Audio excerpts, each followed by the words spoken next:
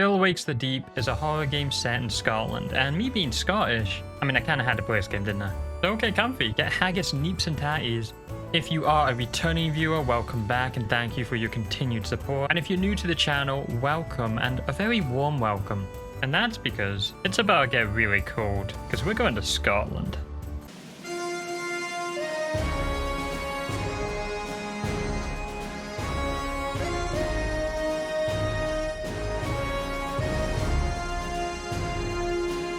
I must warn you though, this game is not the happiest of stories.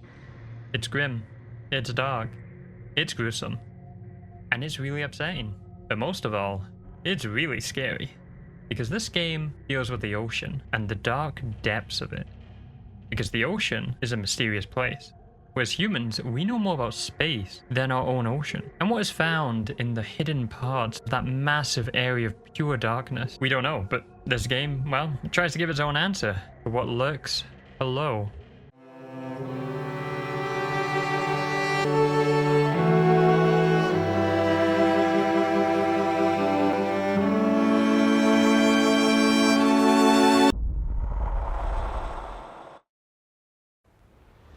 I still can't believe you went. What are you thinking? Going to that place? Wish you hadn't got yourself into this mess, but you did. You can't run forever. I know you were just trying to do right by me, so I need you to do what's right by us. Now, please, Kaz. I am so tired of fighting. I just want it to be over. I want you home. The girls want you home, but if you don't deal with this, then we are done for good. I love you. But I won't wait forever. Susan. We start this story with a man called Kaz receiving a letter from his wife Suze. We learn that Kaz has done something that is causing his wife to think about separating and that his family want him home. We don't know what he's done to cause this fighting yet, but for some reason it has led to Kaz working on an oil rig in Scotland. Taking a look around the room, we can see Christmas decorations and conclude that this story is set during Christmas. What a festive game.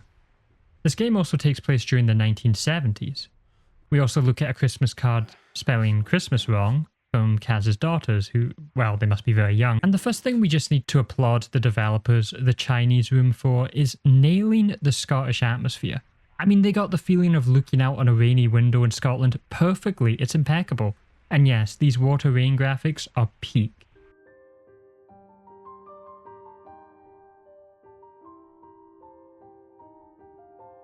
We leave the cabin and the carpet is decorated in tartan, which, you know, is a bit overboard in the Scottishness of the Scottish oil rig, but thankfully I've never been on an oil rig, and after this game, I never want to. Checking around the other cabins, we go into a person's room called Campbell, first name Trots.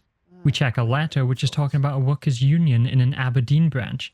Now, I was born in the city of Aberdeen, so this is a cool find. It's almost like I'm in the game if you really think about it.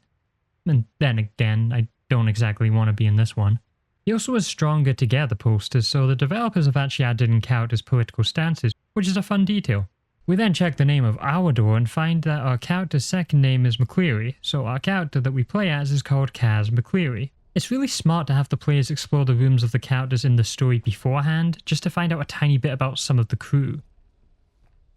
A room called O'Connor is explored next, and with that name, he's definitely going to be Irish. His room is flooded with pipes that are leaking, and there's not much else in this room, so we enter Davy Henderson. But he's offshore. Very lucky man. At the end of the hallway, we meet our first actual character, and what may seem like just a random conversation with a character has so much meaning to it by the end of the game that you're only gonna understand at the end, so I'm not gonna say anymore. Alright, Kaz. I'm alright. What are you doing up there? Pipe's leaking. If it's not one thing, it's the other. See this whole rig? It's a pile of shite. It's falling apart. And we've only just started drilling. Fucking Cadal. And fucking Rennick cutting corners. Aye. Speaking of, you are in the shite, wee man. Rennick got a letter this morning from the mainland and he's been up to high do ever since. Heard he's gunning for you. That's just brilliant. Christ, I need a smoke. Can't find my lighter anywhere. Take mine. I don't need it anymore, honestly. You're a fucking lifesaver. I'm going to get breakfast. Alright. I'll see you for darts tonight. We'll put a wee picture of Rennick up on the board for you. Sounds like a plan. See ya. In the talk with Finley, Kaz gets told that a man called Rennick is about to, go on a wee rant about us, to our face, about us, and something we did. In the shower room, we see a naked man with his ass showing, having a shower. I mean, what did we expect going into an open shower room? I'm blurring though, you sickos. Finding the crew lounge, we look inside and there's a dart tournament that Kaz and some other crew members have been taking part in. We actually got beaten by Finley though.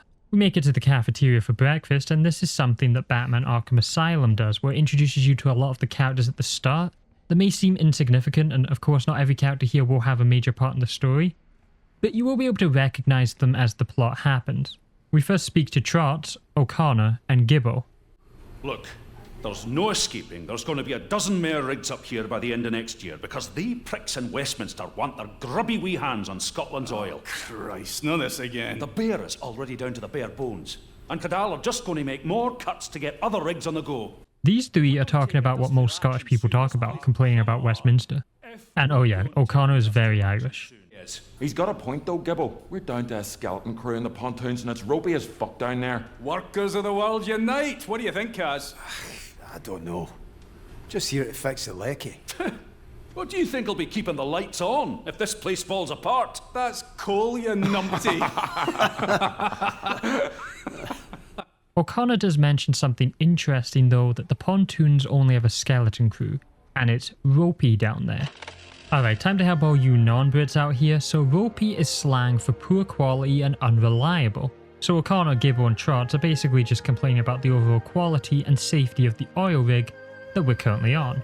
And Kaz is an electrician from him using the slang word lecky, which most British slang words are just shortened words that are made to sound confusing to other people. So lecky is electricity. As for pontoons, that's a hollow underwater structure on an oil rig that helps support the rig.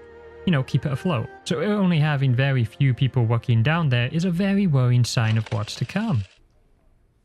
After speaking to them, we see the Christmas Day menu, which, well, it looks like I'm going to have to explain this as well.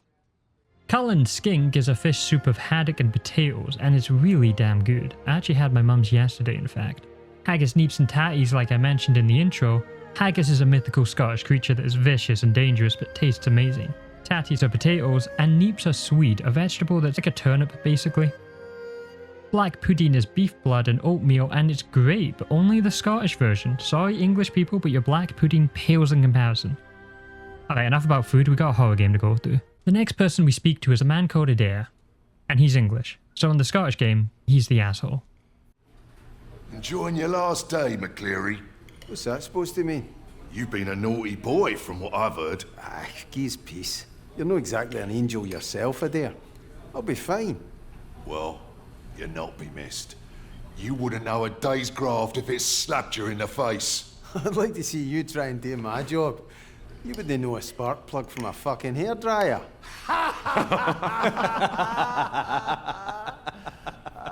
Watch your mouth, McCleary. Yeah, he's also racist and supports a neo-Nazi political group in the UK, so sorry English people, you got done dirty in this one. The last table we can speak to is Brody and Rafts, some really chill lads. How you doing, boys? No bad, Kaz. Raf's here's a bit shaky, though. Going to be the lad's first solo dive this morning. All right. You'll be all right, pal. Especially with the big man here looking out for you. Have you done it before? Christ, no. I'll stick to the lecky, thanks. No great in tight spaces, and it's blowing a gale out there. Really filling the lad with confidence there, Kaz. Sorry, wee man. Don't worry about it. Brody's got you. This game absolutely nails Scottish conversations, by the way. This is how everyone speaks in the country. Especially the wee man thing. You get called that a lot, especially if you're younger. The last person we speak to is the cook of the rig, Roy, who is also an Englishman. So you got the worst Englishman and the best Englishman here. We get interrupted though by a man called Rennick, the owner of the rig. McCleary, to my office. That means now, not as soon as you're ready. Now. Ah, the sweet sound of Davy Rennick. You think it's the police? Can't be surprised, Kaz. You heard from Suze? She's talking about divorce. Oh, I'm sorry, Kaz. She'll come around. Not if I get to jail, she won't. Well, maybe you could have considered that while you were battering Billy Chamberlain's head in. And there he is. Floats like a butterfly, stings like a bee, and swears like the devil himself. Listen, mate, even if it is the police, maybe it's best to just go back and face it, yeah? Ugh, I don't know, Roy. I'm fucking scunnered with the whole thing. The Lord loves you, mate, no matter what. And I'm pretty sure Suze does too. That's all clear for you now, Roy. Lovely job, thanks, Dobby. Oh, Trot says he's left your insulin in your cabin. Oh, bless his little communist socks. Muchly appreciated. Ta. Remember, life is like football. It's not over. Until the final whistle. Aye. You're a Barnsley fan, so you're pretty much fucked from the off, right? Oh, I will see you hang for that, McCleary. Off you trot, lad, before his nibs blows a gasket. From Roy, we learned that Kaz attacked a man called Billy Chamberlain. With a name like that, he was always going to get beaten up for insulting Suze, which then caused Kaz to avoid the police and his problems by working on this oil rig. Looking at the signs on the wall, we get the name of the oil rig we are on and a map of the area. The Beera D rig is the name, and there's 18 parts to it. Unfortunately for us, we're heading to the worst part, Rennick's office. Kaz puts his hat on and we enter outside and get our best look at the rig, and it's a lot bigger than the sign was saying, with cranes, towers, and a fire burning from a funnel in the distance. It's raining because it's Scotland, and it's windy because it's Scotland. The clouds are also grey because it's We are blocked by an electrician working, so we have to go the long way. We climb many sets of ladders and walk around the deck, passing two men called Muir and Innes. Innes is my middle name, so I got a soft spot for that character. Need a hand there, fellas? McCleary? No, I can scalp Innes here all by myself. No, we're all right. Cheers, though. Fair enough. You want to transfer here, McCleary? You give me less lip. No, he loves it. Clary! My office! Don't make me ask again! In a better mood today, is he? You'll be all right, Kaz. Get used to it. We all get a turn. Try not to punch him. No promises. Rennick is still calling for our head though, so we need to find a way to get to him quick, so we might be able to survive.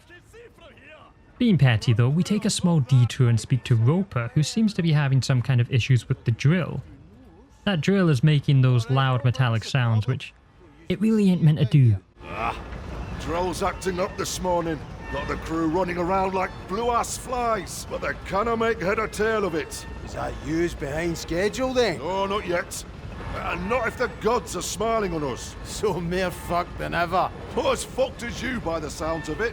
Look, you better get up there. The bossman sounds raging. So there's some issues with the drill, but it ain't our problem and we really should be seeing Rennick now. However, before we can, we get scared by someone shouting our name, who needs us to fix a fuse box. What the game is doing here is organically giving you a tutorial on what you will be doing for most of the game, but subtly tying it into the story, and not just a checklist. It's probably the best way to do tutorials. Final Fantasy VIII is the worst way.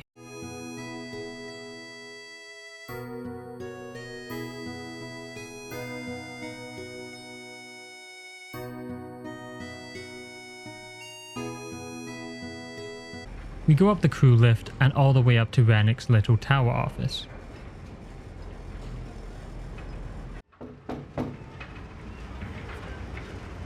Enter! Ah, Mr. McCleary. So glad you could join me, and sorry to have got you out of bed. Shut the door and have a seat.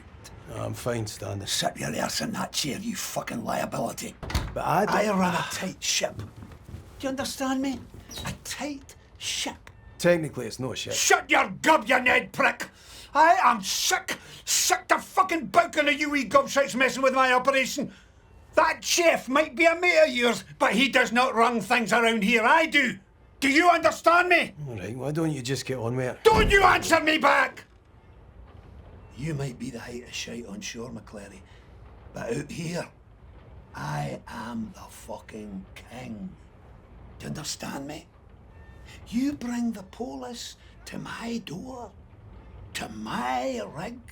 Look, I can sort this, right? I just need time. Shut it, you clatty gobshite. I've got here's a mama who can make a more positive contribution to this operation than you. Look, I know... Shut it! I'm in a meeting. What? Fuck's sake, Gibbo, I don't care. We're on a schedule. It's a fucking drill. You've got a fucking drill, so drill through it. Yeah, well, Roper's a whiny old fud. He's got a problem with everything. I don't care if it feels off. Just fucking do it! Or I'll come down there myself. That trouble with the missus? You're fired. You hear me? Fired. Come on, man. It's only a wee bit of trouble with the polish. I'm good with the lecky. I keep things running. You said it yourself. Out! Get off my rig! Rennick is a bit of a big head and an ego, you could say. Kaz then gets fired, so we can leave, and probably go face the police and, you know, our family. Suddenly, though, there's a loud explosion. Jesus, Gregor! Gregor! Get away from the edge! Gaz! Gaz! Get back, man! Gaz! Help me! Gaz! Don't let me die, man! Please! I don't want to die! I don't want to die! Jesus, just hang on! Fuck! Fuck! Fuck! We watch Gregor fall, and another explosion sends Kaz falling off the rig into the waves below. We see random flashes of images and orange bubbles and a strange coloured filter. And then we get a flashback memory of Kaz and Suze with Roy. Christ, but you're a right pair. 2 bars and a ball bag. Now listen, Pat.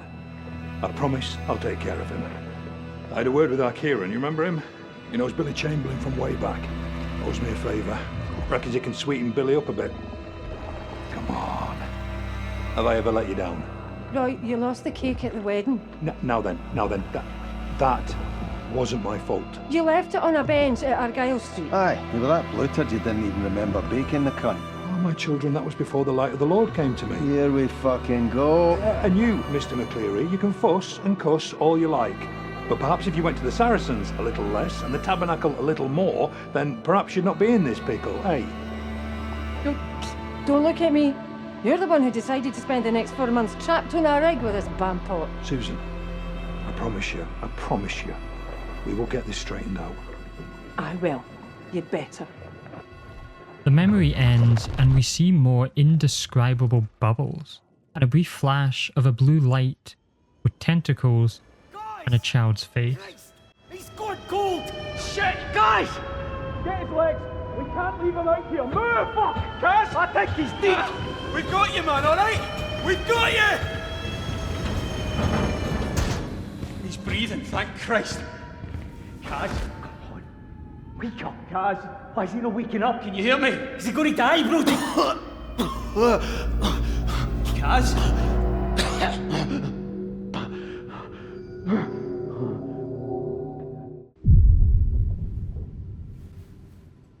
Waking up later in the medical area, Brody starts calling out for us to help him. McCleary! Thank Christ! You alright being up on your feet? My heat's killing me, but... Aye, I think so. You got me out. Did you get Gregor? I got you, aye. I couldn't find Gregor. Fuck. I'm sorry, Kaz. Jesus. He's not the only one we lost. No! Rass is still in there. Why aren't these working? Kaz, I need you to help me. Kaz! What? Right, aye, what do you need? The cable's stuck. Go down and release the main brake, then come back up and raise the bell. If you can get it to my level, I think I can get him out. Aye. Raffs, it's alright, we're getting you out. We'll be 2 minutes, pal. Brody tells us that Gregor, the man who fell, well, they couldn't find him and Gregor most likely drowned. Honestly, he's probably one of the lucky ones. Though also honestly, falling into the water might not have been such a quick death as they may think. Raffs is absolutely screaming in agony inside the dive bell, which doesn't make sense because he shouldn't be in that much pain in there. What's going on, Brody? What happened? Don't know. The drill hit something. An air pocket or gas explosion, nobody knows. But whatever it was big. You were lucky, trust me. Douglas is trying to find out more. Like if the bear is even safe now. wrong with rafts? I don't know, alright? Decompression shouldn't be this bad. I shouldn't have let him go down there. I said I'd look after him. I'm here, Rafs. It's pro day. I'm gonna get you out. Is there anything more I can do? No, I'll get him. We need to know what's going on up top. You'll need to go through engineering. The way up is blocked from here. Where's engineering for here? I've never been doing this end before. The only way you'll get there is to go under the rig. Should be a clearer path down there. All right, I'll head down now. Brody then tells us we need to go through engineering to find out more, but it's blocked from damage. So Kaz is going to have to travel under the entire rig. We walk down and the damage is intense. Walkways have been completely destroyed and the crashing waves and wind bash against the metal pipes. We walk closer to the drill and see the most beautiful and entrancing pattern wrapped around it like tentacles in a structure. It's glowing and purple and orange lights like the effect of the sunlight reflecting on water. The drill is absolutely covered in this stuff. And as we take a look, our vision has this strange bubble effect. Guys! Get over here before it falls apart! Find me inside! We do manage to eventually turn away from it and make our way under the rig, crawling on pathways.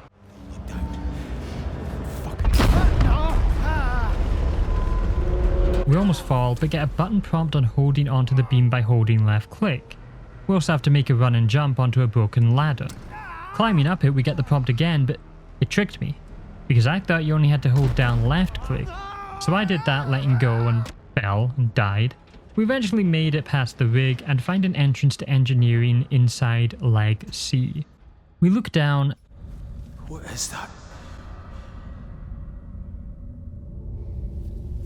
Rennick intercoms in and tries downplaying the situation as a minor drill issue. Attention, crew of the bearer. There's been a minor drill issue, so for the time being we are suspending drilling operations until it's fixed. Stand by for further information. This is a temporary drill issue. Drill issue? Jesus Christ.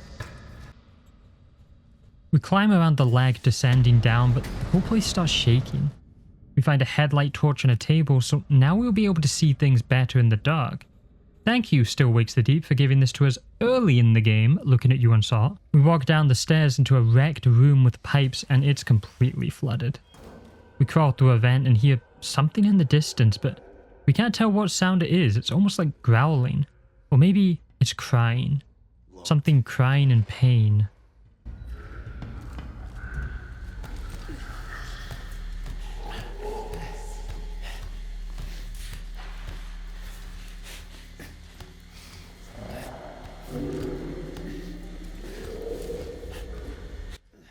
We crawl through more vents and see blood at the end of it. We open a door and Finley whispers to us. Psst. Clary. Guys, over here. Jesus, Finley. You alright? You look like you've seen a ghost. Who's making that noise? Gibbo. He's making that racket. Should we no find him, help him? No, wouldn't recommend that. What does that mean? It means he's no alright. After that explosion, he got oil or some shite on him and just, I don't know, he freaked out, went for me. He's still out there. You mean out here? As in out here with me? Aye, that's exactly what I mean. Oh, that's just fucking brilliant. You seen anyone else? I just got here. Where you going anyway? Back to accommodation. Listen, you'll have to get through the water tanks to get up to accommodation. And quiet like. Gotta go all the way up there? Jesus. And what about Gibbo? Stay the fuck away from him, you listening to me? He's no right, Kaz. I'm no arguing. Kaz! Be fucking careful, eh? Aye. You know. We've been warned to stay away from Gibbo, who tried attacking Finley, but we have to go through his area to get to accommodation. We climb some ladders and peer through a window to see the most horrific sight.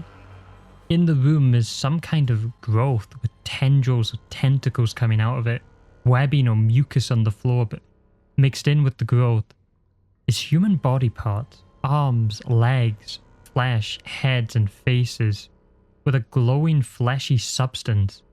It's like the growth has ripped the human apart from the inside and meshed with people's flesh. So yeah, this game has some pretty intense body horror, and body horror is one of the most disturbing horror themes for me personally.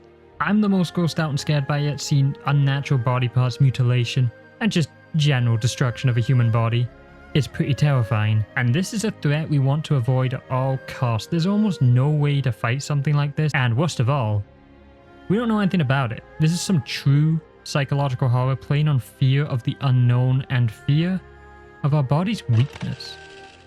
The closer we are to this growth, the more our screen has that bubble filter. We continue on, close some valves to shut off some steam to be able to get past, and then we make our way to the water tanks. It's quiet here, just dripping water. Then we hear Gibble screaming.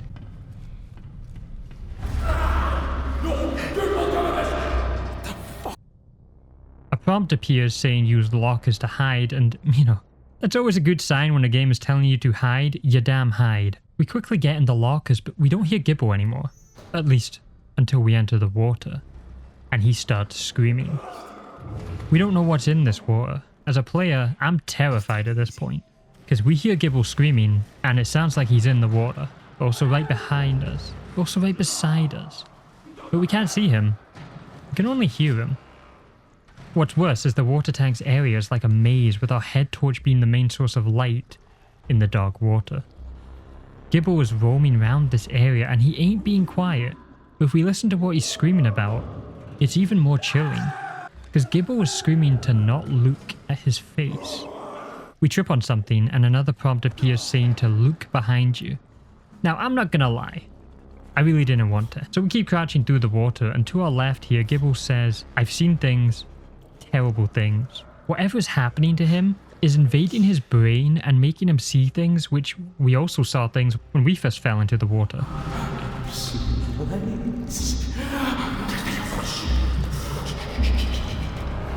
This game really is a master of fear of the unknown and Lovecraftian horror, or cosmic horror, which is something so horrible that we can't explain it or we fear to even attempt to. Kaz is constantly blocked by pipes and darkness, and Gibble is still just screaming. This section is one of the most tense things in a horror game, playing on every fear imaginable. Gibble mentions strange beasties that float in the night. Maybe that's the growth that we saw, or maybe not. Maybe Gibble's just screaming nonsense.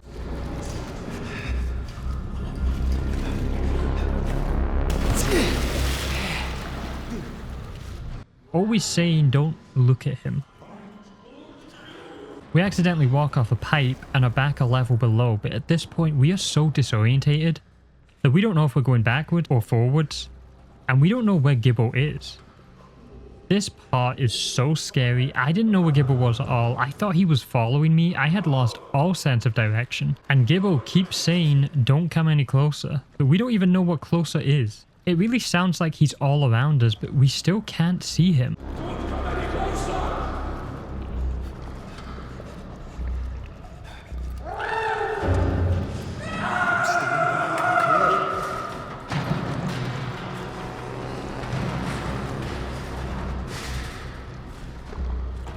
Eventually we find somewhere to crawl, but doing so puts us under the water. We swim for a bit and then find a walkway out of the area with Gibble screaming to go away. We climb a ladder and open a hatch, and going down we look up and catch a quick glimpse of Gibble, and he's a lump of flesh, but we don't see any more than a blink as he closes the hatch, and we fall. And now we're in a hollow room with water, and our light is flicking rapidly. We squeeze through a claustrophobic passageway and see an unmoving man hunched over on the ladder. We walk over, and it's Douglas, but he's dead. As we move him, we hear Gibble say, "It's not my fault," and start crying. Whatever he's turned into has made him kill Douglas, his friend, and horribly. Despite what the creature has done, the victims still have some consciousness to be aware of what they are doing and what they are, forever trapped in their fleshy body, suffering, being aware but unable to control what they do, and that's some real horror. We walk up some stairs and Gibble in the distance is saying he keeps seeing his face, probably when he killed Douglas. It's truly a tragic fate. What's worse is Gibble then cries out to not leave him because he's scared. and doesn't know what to do. But if we stay, he will still probably kill us on sight, so we have to leave him.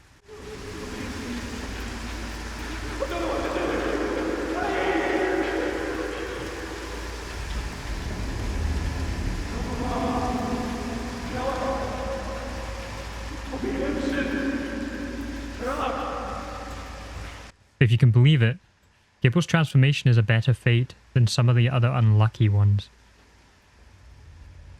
Fuck. Stop thinking about it. Just stop thinking about it. Kaz enters into accommodation and we have a new gameplay mechanic to use space heaters to warm up after being in the cold. It's not really that interesting though, and I think only used 3 times in the whole game. So I don't really get the point of it, just immersion I guess. We open the door and call out to check if anyone is around. No one answers, but a phone does start ringing. Hello? We answer, and it's O'Connor. McCleary here? Cass, it's O'Connor. I've got Bruce and Fergus with me. You know what's going on? No, but we hit something. You need to get out of there. Don't need to tell me twice. Listen, something's wrong in engineering. It's not safe. We'll go through the leg and come up through the underrick. Rennick better give the evacuation. O'Connor, you have to go through accommodation. It's all blocked. Do you hear me? O'Connor! The phone call got cut off and we don't know what happened to O'Connor, Bruce and Fergus. But it doesn't sound good. Blocking our way is the flashy substance pulsating with veiny tubes. It almost looks like a brain.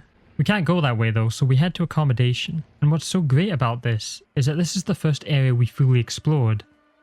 And we got to see what it was like before the incident. And now we see how it is after, and it just adds to the atmosphere of how empty it now feels. Cass attempts to enter the cafeteria, but it's being blocked off. The growth is all around the accommodation, and as he moves closer to the crew lounge, we hear banging on the door.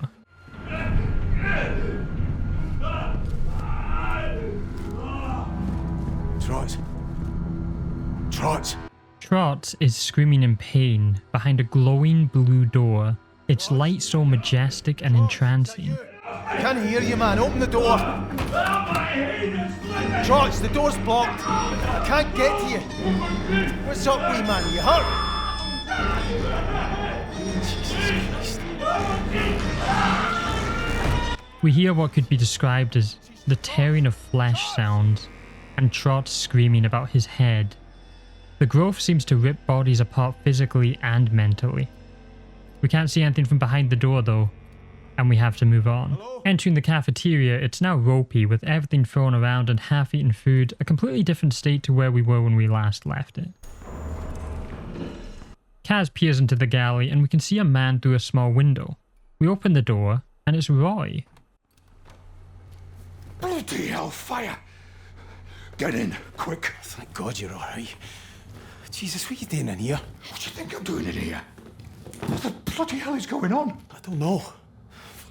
People are dying, Roy. Dead? Who's dead? How? Douglas. Trots, I think. I don't know, it's this thing. I think it's doing something to people. I don't know what to believe, know what I mean? I really do. I saw something out on the deck. I didn't stay to look, it just scared the shit out of me. I should barricade the door. We can't hide, Roy. We have to get off this rig right the fuck now. What, without Rennick say so? Roy, did you hear Rennick? What, you think we're getting evacuated? He'd want everybody back at work if we were at the bottom of the North fucking Sea. Right. The lifeboats, then? Aye. You stay. Barricade the door. Let me clear a path, and once we're ready to go, I'll come and get you, right? I'll be here, don't worry. Getting some extra prayers in. We're going to need them. Kaz, you won't leave me. It's bloody terrifying out there. I'm not leaving you, pal. I wouldn't blame you if you did, mate. I mean, you got all the food in here for a start. Listen, get your man upstairs on the case, and I'll see you soon, right? Next in the room, we see the veiny growth has ripped the metal of the ship apart, bending it and seeping through with its webbing. Or it's kind of like brain matter. It's impossible to fully describe what the growth is. But moving on a bit, we can see the most horrific fate in a horror game. Because we see a lump of flesh and growth. But in it, human heads and faces and body parts. But then we look closer, and we can see the eyes of one of the faces looking around as if the person who this belonged to is still conscious, not dead, or not in the term, but trapped in fleshy torture. It's possible the person is even aware of what they now are. The door beside us is locked, so we can't go that way. Locked.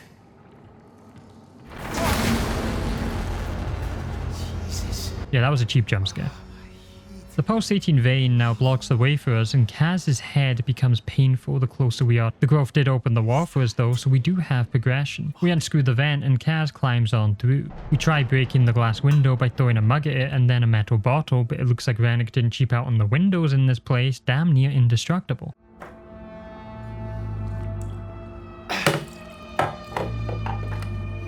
We are now in a dark laundry room with washing machines, naturally, and a man muttering something.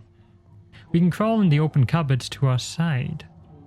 The man's muttering actually ends up being a radio about the weather conditions, in which it's probably rain because we're in Scotland. In the distance though, there's a man in absolute agony crying out in pain. We attempt to open the door to leave, but the vent opens up and tendrils lash out and stick to the ground from it. Closing the door behind us, the outside is blowing a heavy gale now. And, side note, I kind of forgot there was no path in front of me. How am I going to get down there?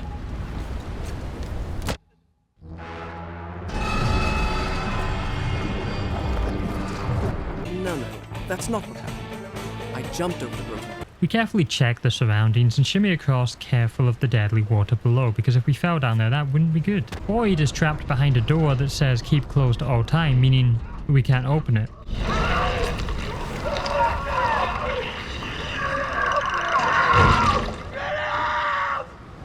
Oh, Christ, pal. We are attempting to get to the lifeboats and escape the rig, and Rennick decides to chime in. Attention crew of the Bearer! All personnel need to get to their nearest evacuation point. Don't you all get too excited now. You'll all be back at work in 15 minutes once I get all this nonsense straightened out. Rennick is an arrogant fellow who only now has decided to evacuate, and also is the reason everyone is in this mess, and is so deluded, like certain people, if you know, that this is a minor issue, and that everyone will be back working because he doesn't care about the crew of people, just his labour and his rig. Kaz crawls around the outside of the rig trying to get to any lifeboat, but the rig is having explosions, shaking, rumbling, and almost throwing Kaz to his death. He makes it down to the first lifeboat, but the winch has been damaged and is unusable, so we can't lower the lifeboats. Honestly, in this situation, after what we've seen, I would try any way to get on this damn lifeboat. The lifeboat beside it, though, does have working winches, so we can lower this one. Kaz unbolts it and then moves on to the other, but it completely drops the boat.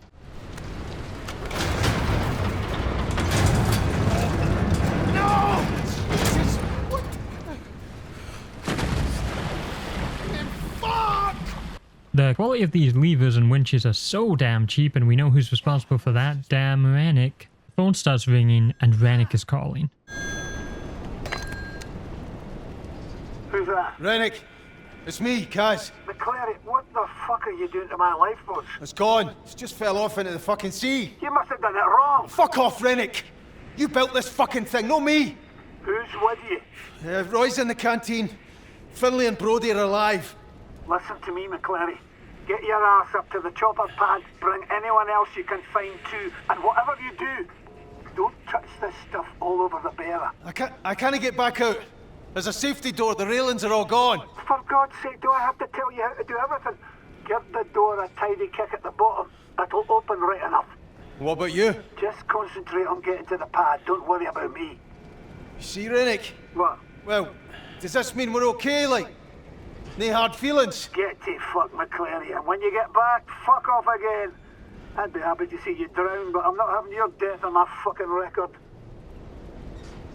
Go on yourself, you old fud.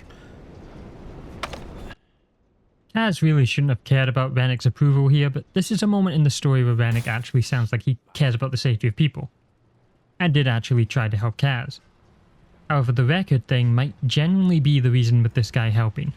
A fire extinguisher nearby lets us extinguish the flames, blocking the pathway. Then another phone rings, and it's Innes the lad. Who's that? It's Kaz, Innes. What's going on? Jesus, I need help. I don't know what to do. What was that? Christ, something's happening to me. Oh no! Innes. Innes! Well, that doesn't sound good, but has anything sounded good in this place? We crawl through more vents and across a beam with the glowing growth under it. Christ. Don't fucking fall. Don't fucking fall.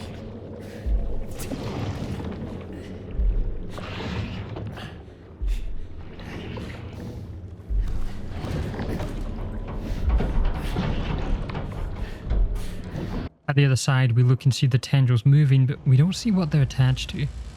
But we do move further along and through the vent gap, and we can now see the tendrils belong to a monster, tearing apart the washing machines, and unfortunately for us, well, we have to crawl into that room. We drop down, and Kaz looks through the window, and it's Trots, or whatever is left of him. It's here we get the first stealth section of the game.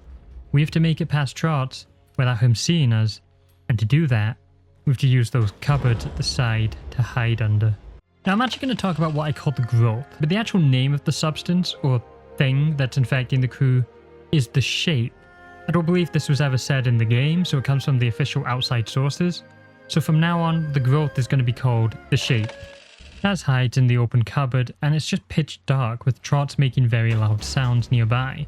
And if we listen closely to the dialogue, it seems he's complaining about the mess, which suggests that when infected by the shape, they still seem to have some memory of themselves, or it's mimicking their brain, possibly reading it and trying to battle with the infection. The player here is given a tutorial on how to throw objects to make noise and lure the shape infected people away. Well, I kinda messed up here and just attracted it to my location. The tendrils are sticking to the door and Trots is right beside us now. Kaz mentions how it seems a part of Trots is still in the creature, but there ain't much hope of helping him. We decide to sneak out and make a runner, and Trots hears us and takes chase.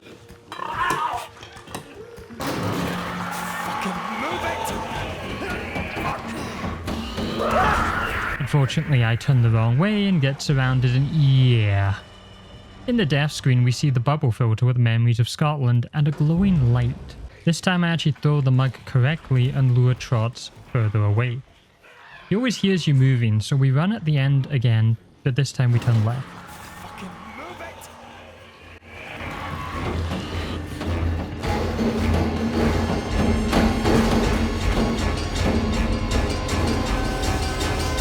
Jesus Christ, that was close. We go back to see Roy, but he's locked the door, so we shuffle through the floor vent in the freezer. Kaz, you alright? Jesus, you look terrible. Do not go down those fucking stairs. What the hell is going on? Trots. I think it was Trots. No, it's just fucking horrible, whatever it is. Just stay in here and keep quiet. Did you get to the lifeboats? Yeah. Fuck knows if they ever work, but they definitely don't fucking work now. I had a wee chat with Rennick about it while I was out there. How did that go? Badly. The cunt still reckons we should get to the bird. You think? You got a better idea?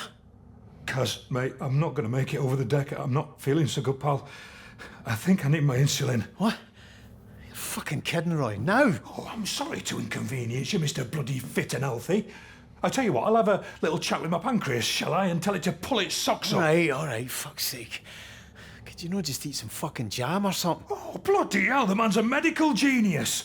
I'll get on the blower to Dr. fucking Spock and tell him not to panic. We've solved diabetes here. It's fucking McCoy. No Spock. He was the point here. You think you can manage to get to your cabin? You've some in there, aye? I'll get to the helipad. Make sure. I'm not useless. I can get there. Listen, when you get to the chopper, tell Archie to radio in the support ship. We need all the fucking help we can get, Kaz. All right, big man, all right. Just be careful, okay? My girls need their godfather in one piece. Entering the deck, it's covered in a thick grey fog with the funnel in the distance emitting fire, creating a very creepy atmosphere. A dead seagull is to our left, probably a symbol of death, I guess. We hear wailing in the distance out in the fog.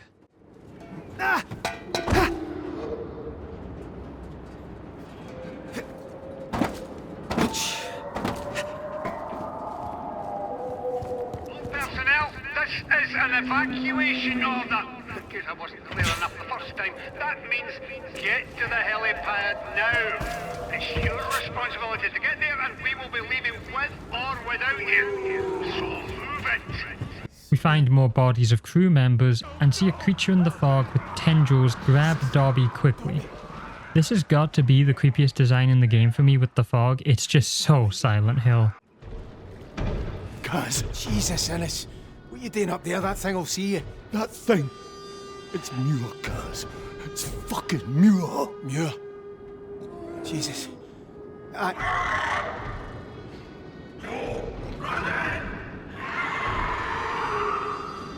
Christ! I don't understand, Kaz. Listen, we have to get to the helipad, alright? I tried talking to him, but he came for me. Like, he didn't care me at all. It's no him anymore, Innes. There's nothing we can do but leave. Save who we can. Aye, you're right. But the only way up is the crew lift. He won't let anyone leave. Then we need to get past him. Alright. I'll see you there. But hey, don't be a hero if he hears me, alright? And then don't let him hear you. See you at the lift. We have to sneak around containers now, avoiding the flashy, roaming, mutated Muir. He's quicker than most other mutations and can actually cover a large area. We accidentally make a sound that alerts him, so we run into a container, but it flips over. We find Dobby's body killed by Muir minutes ago, and it was dropped here for some reason. We know from this that Muir is now deadly and ugly. We stealth around, avoiding Muir and his wailing, and we find Innes again. Guys, thank Christ. You alright? Can you get out? No. Muir was coming at me. I just froze. I didn't ken how I got myself in here, but the cargo hoist came down and we're right crabs in a creel now. Are those the hoist controls behind the fence? Maybe I can shift it. Alright. You're a good lad, Kaz.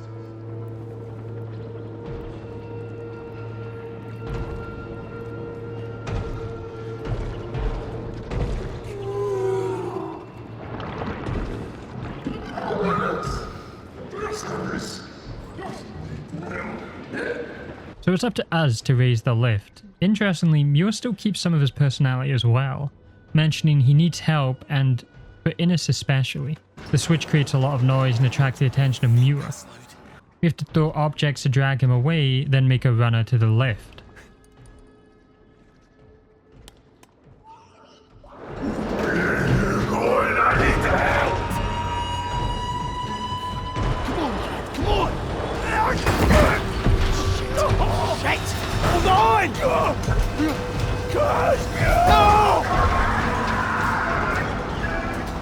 Sadly, Innes gets taken by Muir and presumably killed. Yeah, that one was personal.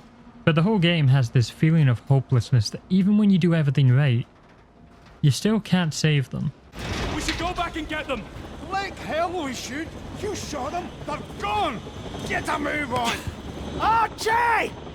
Rennick! We have to give them more time! You told them to come! What I told them is that we are leaving! And we are leaving!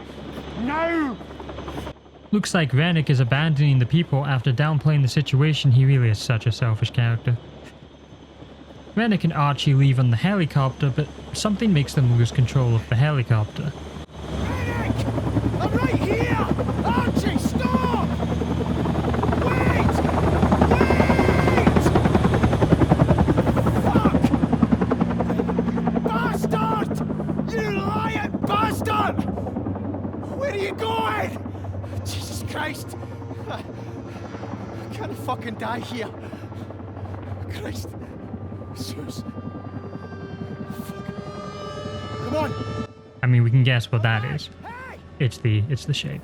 Which then crashes into the rig, and when a helicopter crashes into a rig, well, everyone panics. Like if you're watching this video and don't subscribe, and like the video and hit the bell icon to be notified every time there's a new banger video. By the time that this timer on screen counts down, then who knows, you might unfortunately have to eat English black pudding for the rest of your life while your arch enemy is eating Stornoway black pudding, laughing at you. And that's a fate worse than death. But what do I know? I don't make the rules. Oh yeah, one last thing. Let's try and get this channel to 5k because we're so close, I think. I don't know. I'm not good at maths. But thank you for the support, and yeah, 5k. Let's go for it. We see the bubble filter taking over the brain, and then memories of Suze. Should have kept better than to let you two out together. The two greatest minds of your generation united over a bucket. Nobel Prize committee will be warming up their checkbooks already. You seriously think if you leave the country this will all just blow over? No one's going to chase me out into the middle of the North Sea. My mum always said I'd married beneath me, Kaz, but I thought you were smarter than this. I'm fucking doing my best. No, you're not doing your best. What do you know about oil rigs, you roaster? Good with the lecky. Terrace houses, Kaz, flats, maybe a shop, if you're feeling adventurous. Roy's put in a word. He said I'm up to the job. Oh, for God's sake. Roy's a cook. He's a chef. He's a cook. It's just for a few weeks. We'll just let it cool down a bit. Then I'll call Billy Chamberlain and have a word. Talk him into dropping the charges. If you run the police, I'll give you the jail for sure. When are you leaving? Tomorrow morning. You are shitting me, McCleary. It's the girls' school concert. I'm fucking scunner, Suze. What do you want from me? I'm just saying this, Kaz. If you leave us, if you run, if you go, then we are done. You hear me? We get more flashes from the shape and see the bright light under the ocean, mixing in Kaz's memories with the horrific bodies. It seems the shape is slowly reading Kaz's mind. Kaz gets up and we hear Muir still, but we can't see him at all. And the rig is even more damaged. Kaz enters what remains of Rennick's office and reads the note from the police, or police, asking for Kaz since he's been charged with assault. This is what Rennick was talking to us about before the incident. Though talking might not be the right word. But the phone is ringing, so we answer it. Hello? Kaz, it's Brody. Jesus, the fucking chopper, man. Aye, I saw it. Did you get to the lifeboats? Aye, they're busted. Fucking Cadal. Mechanisms are completely fucked, cheap bastards. Didn't flat, McCleary. Just listen, here's what I need you to do. I need you to get to the radio room and call the support ship. It's fucked, man. The fucking crane fell on it. Hello? Hello? Shit. Hey. It's Brody. I know who it is, you daft prick. Listen, that's the generator's failing. If they cut out, we'll be on emergency batteries so the radios won't work. You're not listening. The radio room is gone. Christ, man, there's other radios but only one set of Jennies. If they fail, you're going to need to head down there and manually restart them. I'm not going down there again. Fucking Gibble. Kaz, if the lecky cuts out, you won't have a choice. You go and do it. Not Kaz, I'm busy. You need to get to the Jennies and stop them from shorting. Got it? Aye. Jenny's. Right. Brody. Shite! Well, it looks like we have a new objective to get to the radios and call the support ship to help us, because apart from that, I mean, what hope do they have? Again, the voice acting in this game is just incredible. Scottish actors just make a difference. Non-biased, but when you're not used to hearing that accent in games, it's so different to people. I think they might find it more emotional. But again, I might be biased. Entering administration, rubble blocks our way and fires are raging. Not because they're mad, because they're burning. We hear another phone ringing and we pick it up and it's Scooby, not the dog, the man. McCleary here. Christ, Kaz. He's here. He's in the wall. Oh, easy. What are you on about? Who's here? Under the admin module. He's close enough. He's coming back. He's gonna kill me. He's gonna kill me. Fuck. Well, looks like there's something bad down where we need to go, so that's always fun. We find a fire extinguisher and extinguish the fires. We push some shelves and hear the radio telling us about the weather, and it's always raining. Administration is very messed up and damaged by the explosion.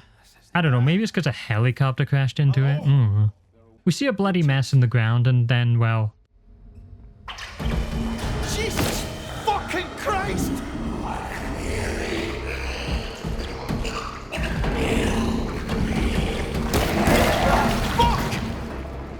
Well, it looks like Rennick and his big head has mutated him into a big disgusting head with tendrils. So Kaz runs and Rennick is still chasing us from behind, still having a massive dislike for Kaz. We crouch under and he can't follow us through and we end up in the bathroom. We take some time to look around and find an object to move since behind us has collapsed in. As Kaz moves the object I do not know the name of and cannot be bothered looking up, we hear sounds from the wall. And Rennick busts through, attaching his tendrils in front of us. And once again we are in a mad chase. If we turn the wrong corner, it's death, and I've done that before. As we approach the exit, Rennick appears in front of us through the wall again. We panic and turn around, but fall through the floor into a new part. The image of Kaz's daughter flashes on the screen with the bubble filter, which means Rennick's right behind us. We hear screaming in the distance, we can't tell who it is though. Rennick once again appears and we dive into the nearest room, but it's a dead end.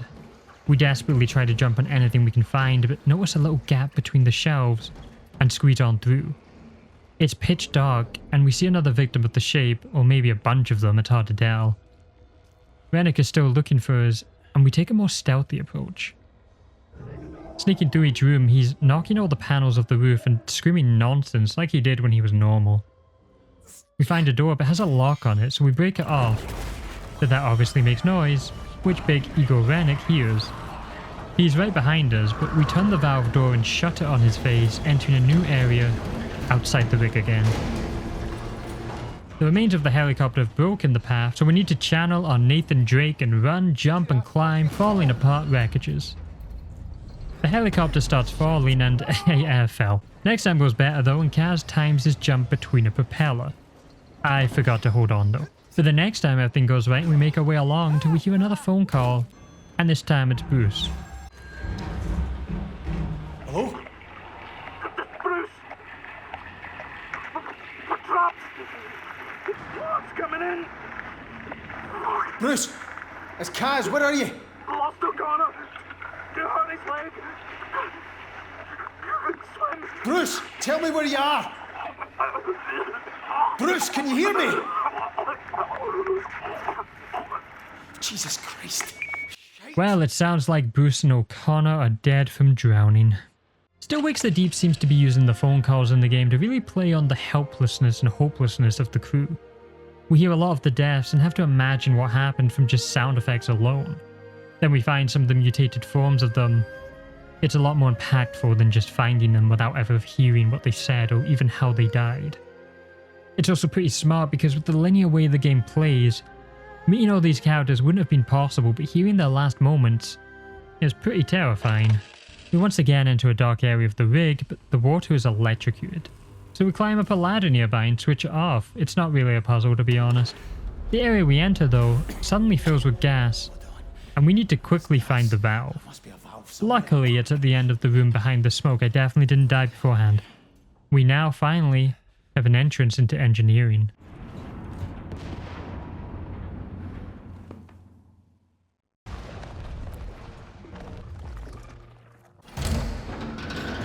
Leary. Finlay.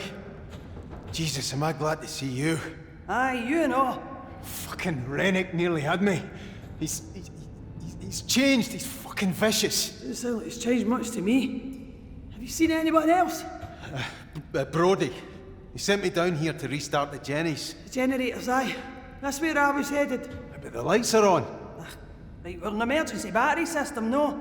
But it's not going to hold for long. The beer is taking a lot of damage, the infrastructure's compromised. That's just brilliant. So how do we get the Jennies working? Right, well, first thing, get in that cabin over there and reset the protective relay. That might kick the Jennies back on. Go on, see what happens. We take Finley's advice and reset the protective relay. And for once, it actually works. I'm shocked, but hey, at least we don't have to go through, different places to hit switches. Oh no, the lights went off. Well, I've just gotta say, Kaz is probably one of my favourite voiced horror protagonists ever, from the incredible voice acting work done by Alec Newman, but also the way he's written to be annoyed with being asked to do these tasks. He doesn't just accept it, he complains, he gets really scared from the situations, even from almost falling too high up. He feels so human, and how someone might react in these grim, terrifying situations. We even see his compassion for his crewmates even when mutated. He's a fascinating character and you really connect with him in the story. He's also really funny and he's just likeable. Kaz doesn't just feel like a generic guy in a horror scenario, he feels like his own unique character. And if I was stuck in a rig, I would complain about every dangerous thing that I'm asked to do. He's a braver man than me for sure. Oh aye, worked like a charm. Shit. The generator must have tripped because of a fault somewhere. Aye, and the relay will just keep resetting until we fix it. We'll need to restart the generator manually. Right, where you go then? There's two jobs here, McCleary. The Jennies and the fault.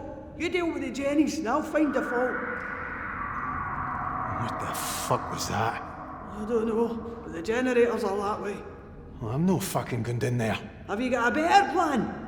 No? Aye, well, I fucking didn't think you would have somehow. Fucking get on with it! Aye, where you go then?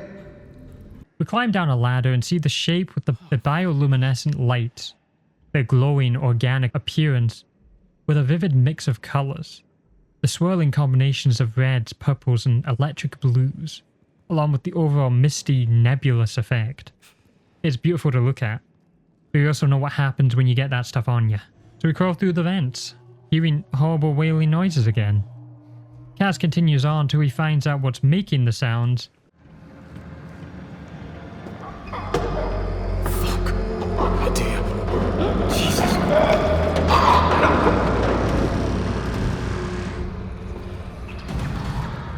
Adair, the English guy, who really don't like us. We have another stealth section picking up objects to distract Adair, and then hiding in little crevices or vents.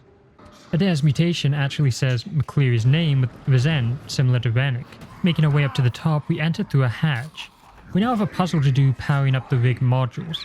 This actually took me a while, but when you look closely, you can see the numbers are written on paper, with some cut off having you guess what the number is. We solve the puzzle, but all the power goes out. Kaz, are you there? For fuck's sake, maybe no jump out at me. Have you no seen Adair? Oh, it's that prick. He's away in mud handling by the sounds of it. Listen, we're in business. We've gone from full power to batteries to sitting in the fucking dark. What are you all about? Oh, and getting in a stushy is going to help us, is it? Just get that generator running. It's out on the floor. The key for it should be in there somewhere. I'll be out here looking for the fault. We'll be looking out for Adair as well, alright? We then make our way over, taking a bit of damage from falling, and turn on the ignition.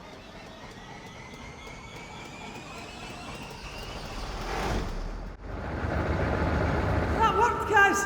I can see where the fault is. It's blowing a fuse back in mud handling. Mud handling? Is that not where Adair is? Kaz, he's coming back. You need to move. Get back to mud handling and fix that fuse.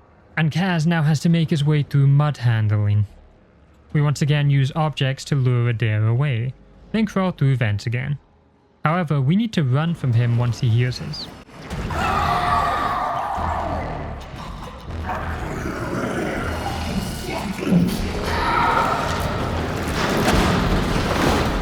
We need to find the fuse box, but it's really dark. We do eventually find it though, and turning it on, Adair's tendrils burst through, and he's right outside the gated fence that we are currently stuck in. We can't really move, but we do find the door has a lock that we need to break. Opening that door, we then rush into a passageway under the stairs, but Adair follows and blocks both exits. We are now essentially trapped in the damn stairway. We can actually see his glowing eyes in the dark when he peeks in, and his mangled hands hanging loosely in the flesh. He is just rampaging around, and there really isn't any way to escape.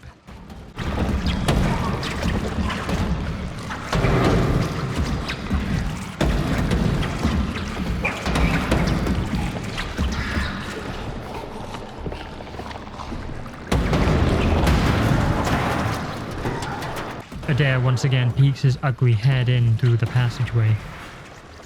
This is like a horror version of Harry Potter's room under the stairs.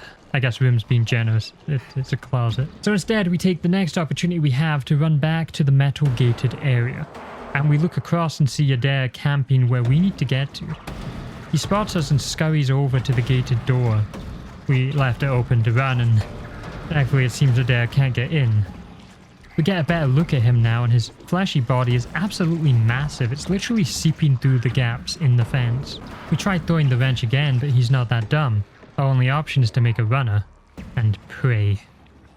So we do just that. We attempt to close the door, but we can't manage it in time as we hear Adair moving towards us. So we crouch under a vent, not daring to look back. Then squeeze through some gaps, spotting the beauty of the shape below. Back in the open area, we do more sneaking around and throwing objects, then make another runner into a room. But as we do, the whole room lifts up.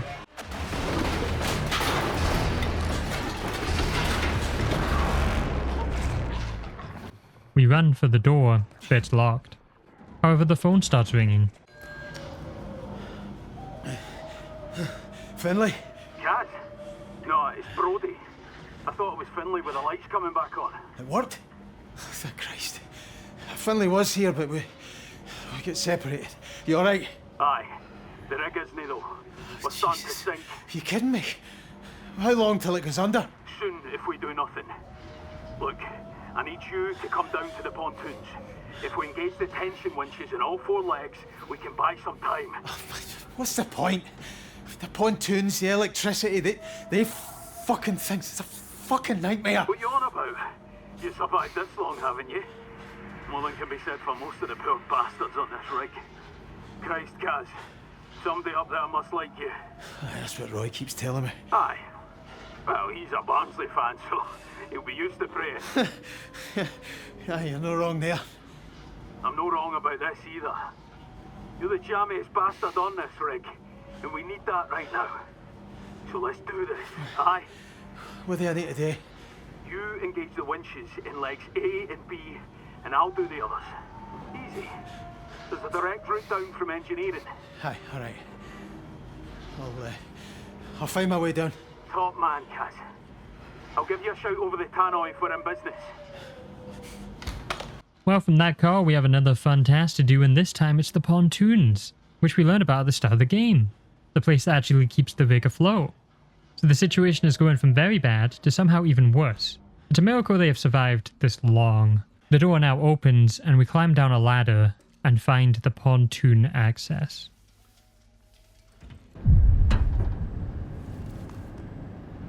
The pontoons are completely falling apart with wires and dangerous fires surrounding Kaz. We have to climb and shimmy along to make our way down, while also turning off valves to extinguish the fires. After a lot of perilous climbing, Kaz makes his way to the bottom and uses the winch. Here it is. We then have to go under the freezing cold water, and when we do, we see some horrific imagery of dead crew members drowned, floating in the water. Fuck! How many more bodies are there? Jesus. The look of the pontoon here is so atmospheric in darkness, just surrounded by machinery. It's so immersive, and it really drives in how horrible oil rig as a location is. Kaz starts hearing hallucinations of Sue's, which speaks like a radio. She's horrible. I'm gonna find stuck in this house. You should call me again.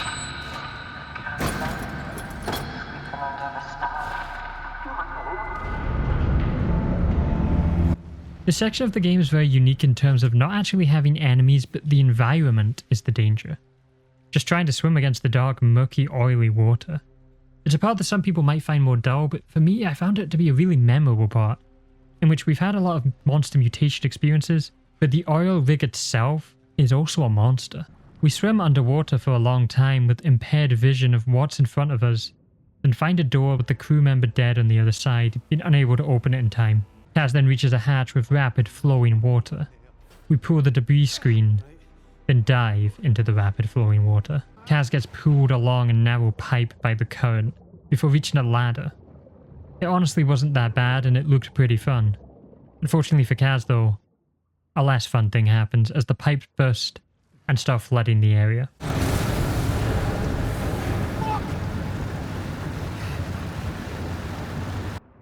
We make a mad dash to the door, now underwater, but it won't turn. So we swim up to the ladder, but the water's still rising. Our only hope is another door, and if this doesn't open, well, we're gonna drown. And it also doesn't open, but out of all odds, there is a hole in the wall beside us. We swim up looking desperately for an air socket, holding our breath for a very long time. Guybrush Threepwood levels. And then we start drowning. Our vision is darkening, but we do manage to reach the surface in the last second. Oh, shite, that was close. Kaz, however, is still in a claustrophobic's worst nightmare, as he swims through the cold, freezing water and then finds a room with the shape having a lot of growth in this one area. We hear O'Connor, or what's left of him. Is that you? Go away! Oh, Christ.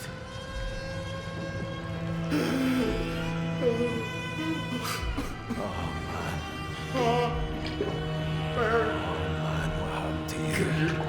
Go and fetch Mary. You can hear me, can you? You understand me? Fucking Jesus. I'm sorry. I can't help you. I'm sorry. We have to tap to escape the tendrils that O'Connor's body emits. We see the full effect of the shape on an organism here, and it's horrible. O'Connor not in control of his body, but still conscious of what's happening to him. We get into the elevator and escape the pontoons, but looking up we see an entrancing sight. The shape, completely surrounding the pontoons in a spiral. Multiple and beautiful blue lights at the end of the spiral tunnel.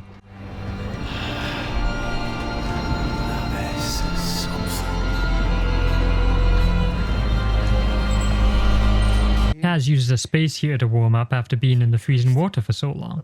We then call Roy.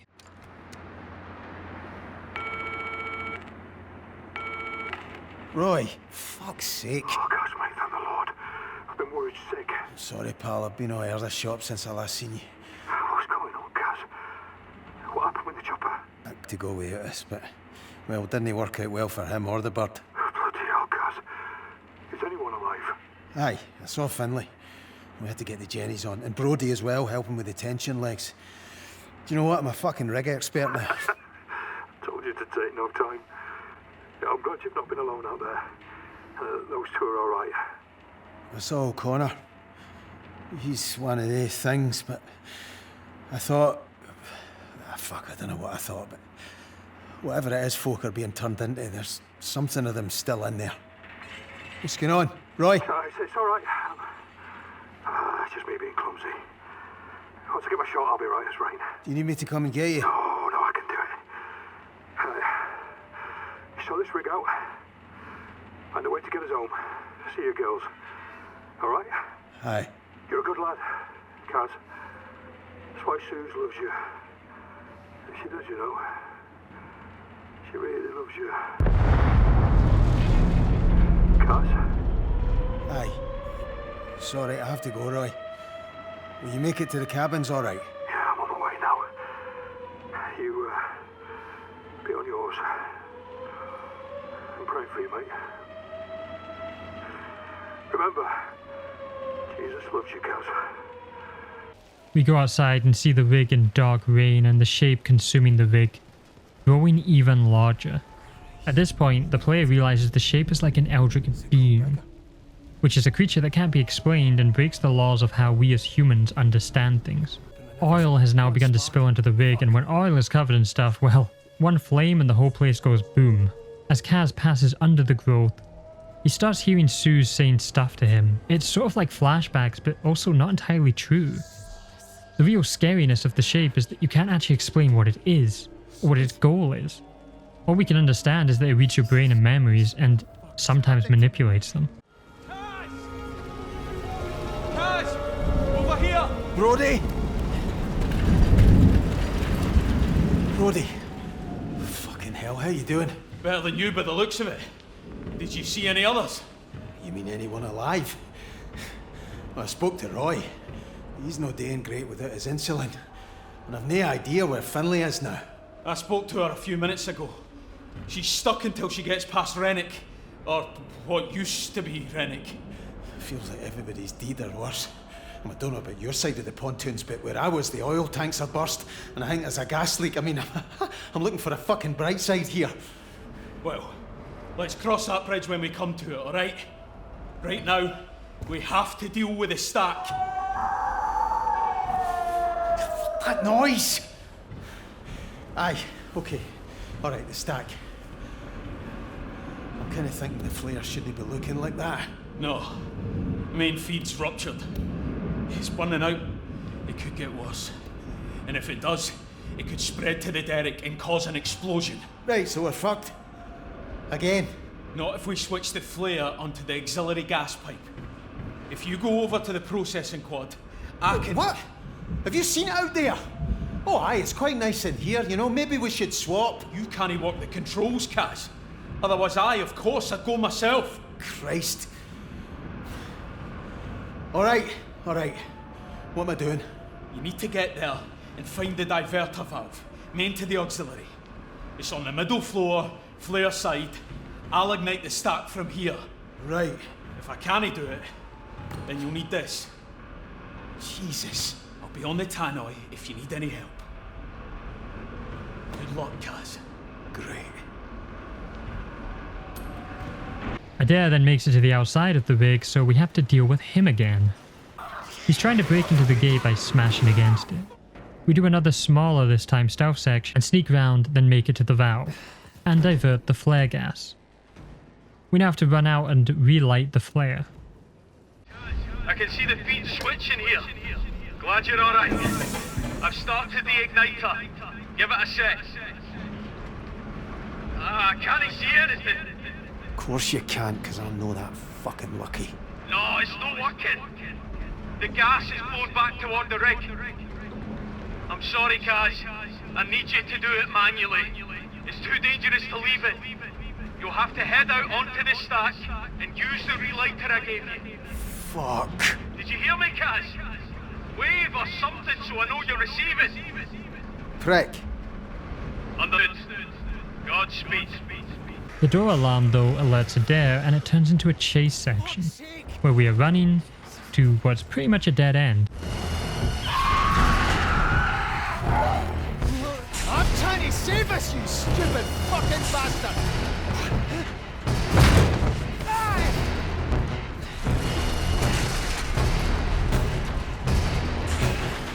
I see him squeeze through there.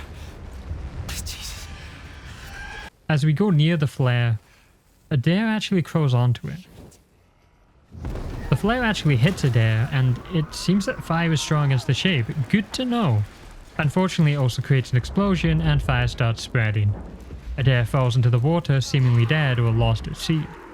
We don't actually know how the mutated survive, or if they do survive under the water at this point. The whole platform starts falling down and collapsing, and Kaz runs in a sprint back, with Brody calling for us.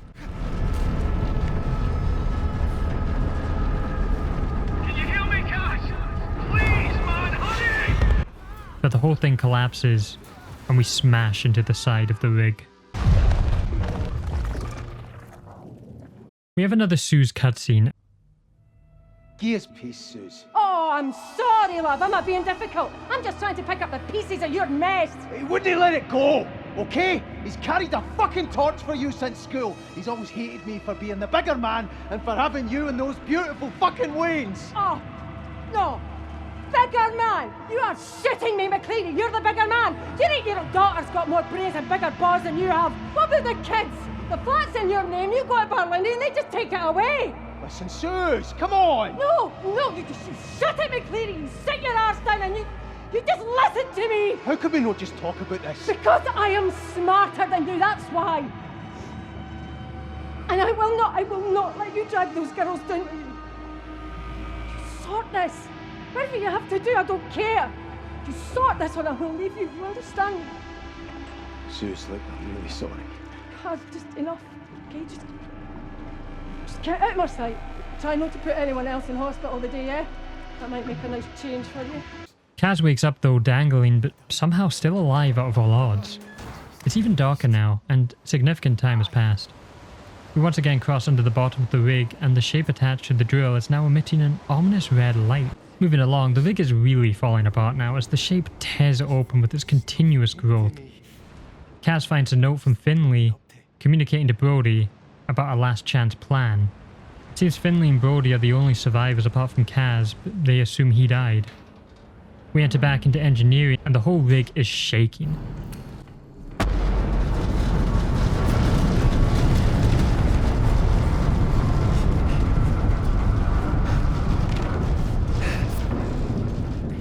Finding more notes, engineering is apparently full of oil and the note confirms they really do think Kaz is dead. Walking down the flooded corridor, the water starts rising again.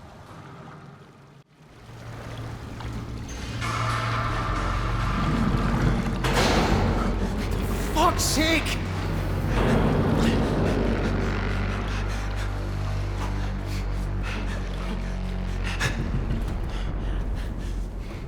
Finley, Jesus Christ. Cleary, how the fuck are you no dead? I thought I was. You fit to help? Christ, can anything help? Aye, if we cut ourselves loose and quick like, we'll buy us time, maybe enough. Do we even know if anyone's coming? We've been off radio for hours, so aye, I should hope so. Finley, good. Let's... Kaz? I thought... Aye, he's a walking greeting miracle. Are we doing this or no? Aye. We float the rig. I'll dive down and release the tension cables. Hopefully we balance out, maybe end up higher in the water. I'll need you both at marine control. It's Roy. Hello, can anyone hear me? I'm stuck up in so fucking hot on the accommodation roof.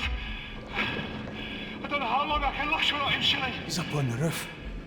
I have to get him. No! Is anybody out there? You have to get to marine control with Finley. Please. It's a two-man job and we don't have much time. You think Roy does? I can't just leave him. I promised I'd get him home. Ah, let him go. Fine. If you want to go, go. But this place is filling up with gas and oil from the drill to the derrick. God knows where else it's leaking to. I can't recommend it. I know, Brody. But I'm going. I have to. Engineering's your only path up there, and it's flooded, so you'll have to swim. It's a long way. Plan each step. And if you're underwater, stay calm. Oh, aye, that's exactly how that'll go. Enough! You both know what you're doing, so let's go. Right, yeah, Brody. Rod your nerve, alright, McCleary? I'm coming, Roy. I'll find you. We now have the task of saving Roy, but in doing so, we may lose the chance to actually make it off this rig. The decisions made here are more about loyalty and friendship than survival, and it shows us what kind of character Kaz is, putting others over himself no matter what, and no matter how much he seemingly complains. It's a long way to get back to the roof of the accommodation, but Kaz ain't leaving without Roy. We peer through the window and see the shape in the form when we first saw it, now covered in the red glow and spreading. Something that Still Wakes the Deep does exceptionally well is guiding us players back through the areas of the rig they've already explored, offering a direct comparison to how those places looked and felt before. This creates a sense of nostalgia, even though the player hasn't actually been in the game world that long. It's almost a clever illusion. The passage of time carries a subtle weight, making the player feel connected to the area. It's a been there, done that kind of feeling, with a tinge of fondness. Many Metroidvanias use a similar technique. What once felt new and exciting now becomes a familiar memory that you breeze through. We see the tendrils spreading out looking for more victims, even hitting the windows. Engineering is absolutely half underwater now, a sorry state to when we last went through it. Or a ropey one. It's here the player gets a tutorial about leaping forwards against the current. What this actually means though is really stupid. I don't really understand why they introduced this mechanic so late in the game and it barely has any gameplay or sections in the game. But what you're actually meant to do is at the bottom of the water is ladders that you grab onto and then push yourself along. Now the tutorial didn't mention any ladders and no other section in the game would have you dive down to the bottom. So it's a weird nitpick, but I don't think I'm alone in thinking this is a weird gameplay mechanic that I'm not really a fan of. So Kaz grips the ladder and pushes himself along, then climbs to safety. However, somehow there's also a lot of blood. Where he is, I honestly do not understand how there's that much blood, or how it even got here, but it did. We do a lot more swimming sections, then have to play a really tense climbing section where the water is rising. Kinda reminds me of those Roblox Escape the Rising Acid obby courses. Unfortunately for me, I once again forgot how the grip mechanic worked, in which it's just hold down left click, and fell into the water. Though I didn't die, and I swam to the top quickly looking for an exit. The water actually pushed me up the ladder and I narrowly escaped. Honestly, really cinematic and fun, and I think falling into the water actually improved the sequence. We enter accommodation and it's basically gone. The shape has fully taken over this place. It somehow got worse than when we were last here. The bathroom and shower room especially has it bad, with a lot of crew members' bodies taken and mutilated by the shape. We go back to the first hallways in the cabins we explored at the start of the game. Well, the shape's now twisted it, like quite literally twisted it into a spiral. Bending the wooden doors and the walls. We look at the ceilings and see a face of a crew member mangled into flesh and growth. As we leave, tendrils pop out of it. The shape is a parasite looking for new forms, but we still don't know its true purpose.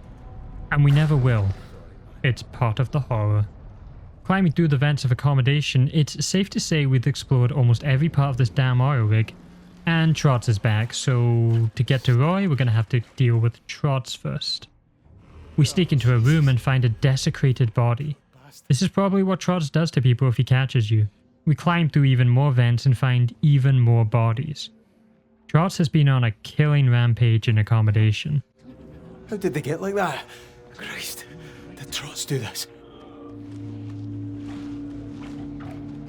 We open the door and Trots crawls past. We need to find a way to get to the roof. Time is running out for Roy, and we really didn't need to deal with this. We see the shape has actually entered through the pipes and out the shower, latching onto victims. We find another vent and start climbing through, but Trots follows behind into the vent.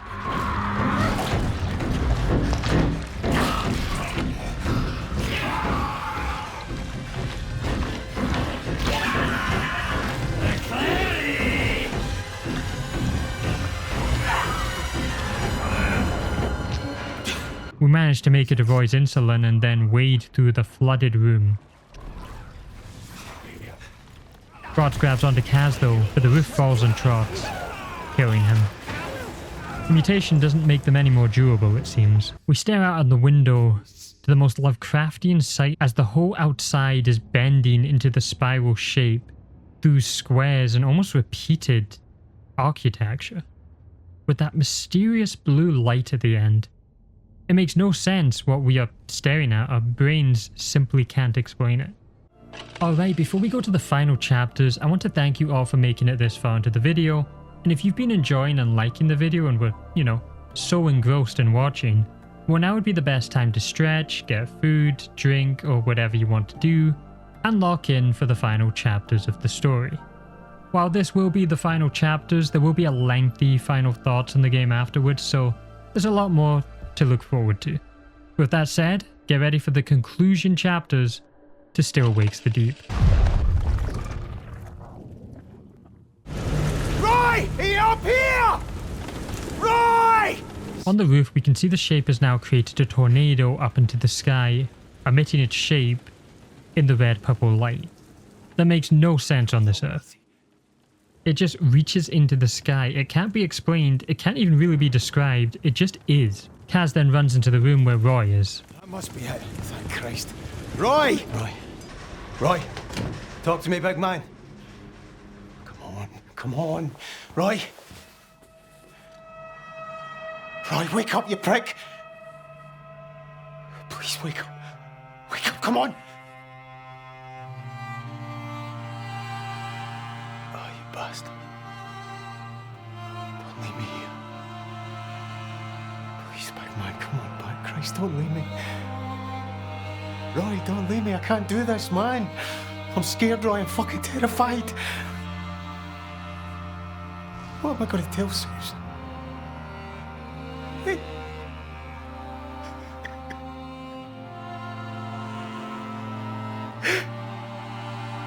I mean, she's going to fucking kill me, man,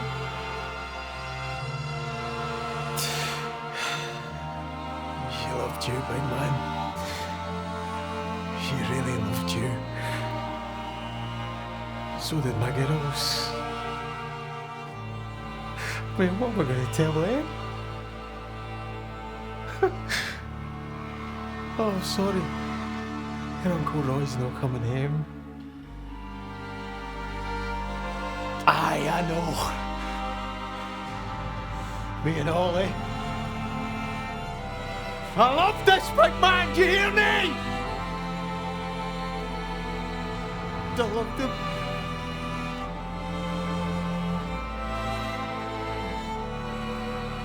Roy dying from not getting his insulin isn't realistic to how it works in real life since it was only one day without it, but it adds to the tragedy and also how in the end, it was ultimately pointless for Kaz to try to get to Roy. But for Kaz's sake, it wasn't pointless. Getting to know and see him provided the closure. The phone then starts ringing. Who's this? It's Finlay, Kaz. You got to Roy. Good. Look, Kaz, the water's up to admin, so I couldn't get to Marine Control. You need to try and get there from where you are, alright? Jesus. Aye. And that English bastard better come and all. You can't stay in that hut forever, no. Kaz? Kaz, you still there? When you're not shouting, I start to worry like. Is Roy making a fuss?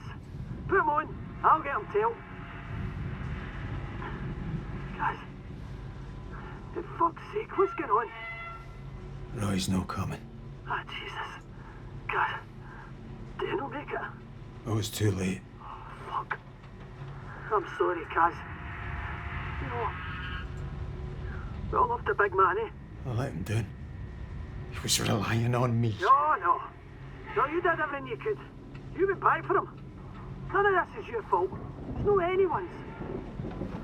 Look, I'm sorry, Kaz, but we need your help here. We're all fucking going down otherwise. Aye.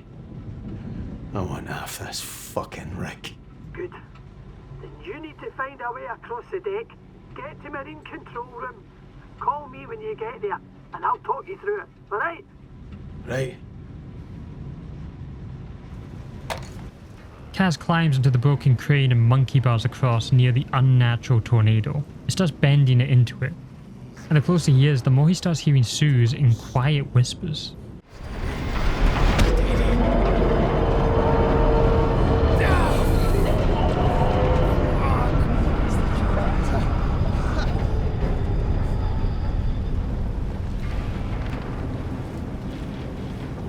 Fuck's sake.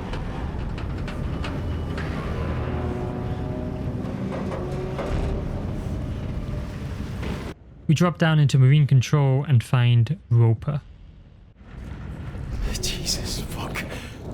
Roper. Oh, you and all. Nice and slow. That's alright. I just need to make a call. Yeah? Aye. Here we go. Finlay. I'm at Marine Control. I'm not alone. Fuck. Is it that bastard Rennick? No. Jesus. It's Roper. He's all messed up. Kaz, listen to me, alright? Listen. Alright. We need to keep it together. Alright, just tell me what to do. There's only 2 switches. You just have to find them. First, find the ballast operations panel. There'll be a switch there to put it into manual control. You flip that switch. Go do that, and then I'll talk you through the next part, alright? Aye, alright. I'll look for it. Oh, shite. Aye, there's a key. Yeah, good fucking news. Of course, we need to get the key from Roper's hand. Classic, isn't it?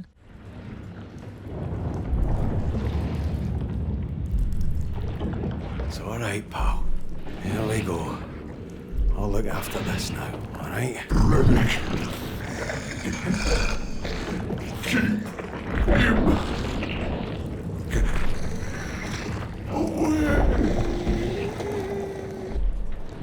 Roper keeps saying to stay away from Rennick. It's possible Rennick did this to Roper. Switches at manual. Right. What's next? Now you flood the forward pontoon, and I mean flood it to the fucking brim. Hold on a minute. The pontoons are already fuck full of oil and gas. This might push it all up to the deck. We don't have a choice. The whole rig could tip over. Flooding that pontoon will at least give us a fighting chance. What about Brody? Is he no down there? He'll be out of there by now. He's done his part. We just have to do ours, right? Alright. It's coming from me. Keep him away. What was that? It's Roper. Never mind him. Flood the forward pontoon. Aye, hang on. Flooding the pontoon will bring all the oil and water to the deck, but keep it afloat. We also know that Brody is down in the pontoon though, but there's no other choice here. We need to do it no matter the risk.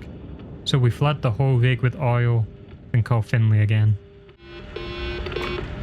Right, back to Finlay.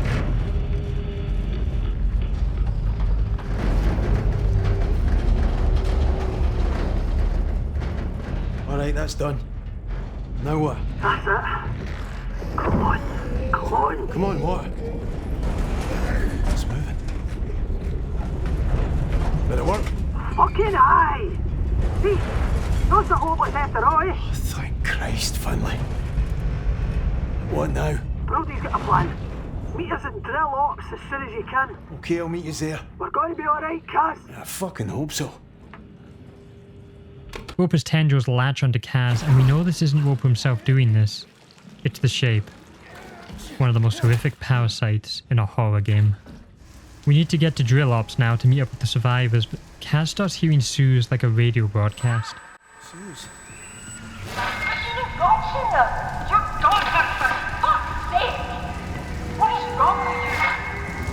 Fuck! Am I losing my mind? It's a hallucination, and has twisted the person he loves to sound like they're angry at him. The whole area gets flooded, and we have to swim through the water with the infection of the Shape blasting into Kaz's mind. This is one of the most intense parts of the game, with the flooding of the rig in the dark, claustrophobic hallways.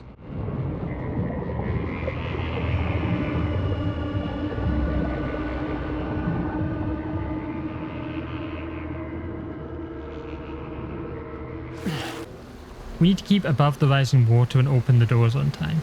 We follow the blue light to air pockets and just keep swimming along.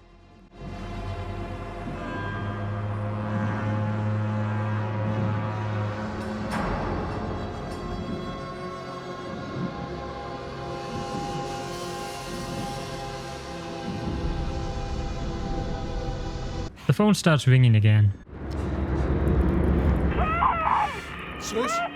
Sus! What's... Sus!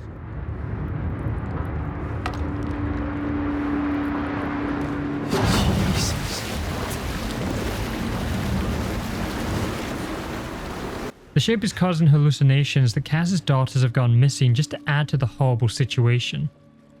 He's now hallucinating his worst fears come to life because the Shape is reading his worst fears. Kaz gets dragged along the current, not being able to see where he is going, and we also hear a mutation nearby.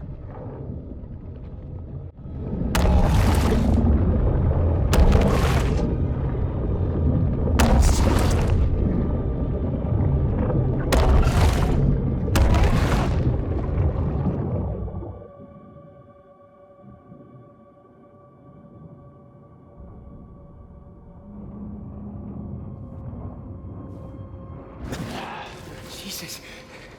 Don't think about it. Don't think about it.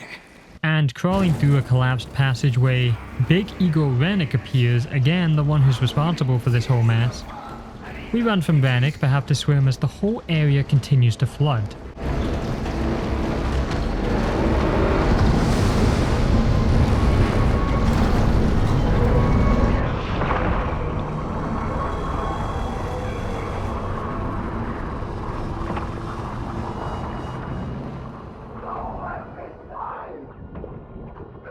Rennick grabs on but starts drowning in the flood. It's an anticlimactic death for Rennick, but it's fitting that he went down with the ship, or in this case rig. Kaz makes it to the drill operations. Finlay, thank fuck. Finlay? What's going on? Who are you talking to?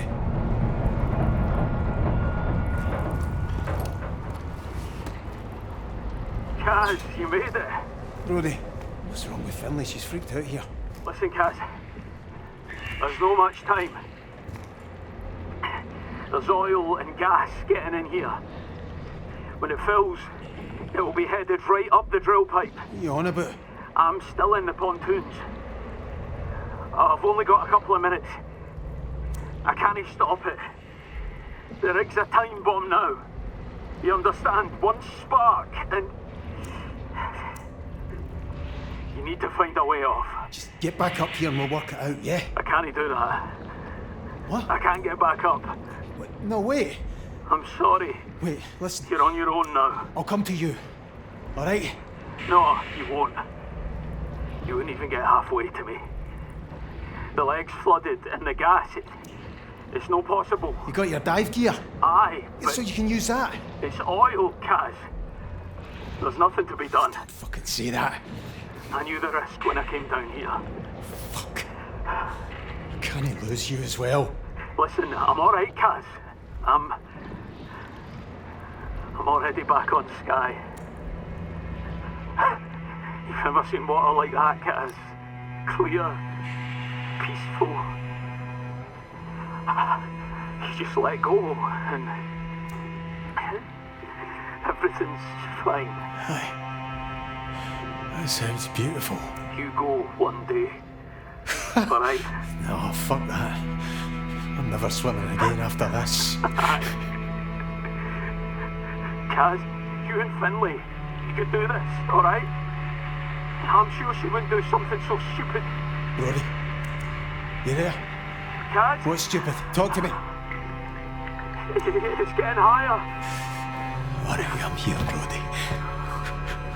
I'm not going anywhere. Alright, I'm here. Get him! Brody. Oh, fuck. Brody. Jesus.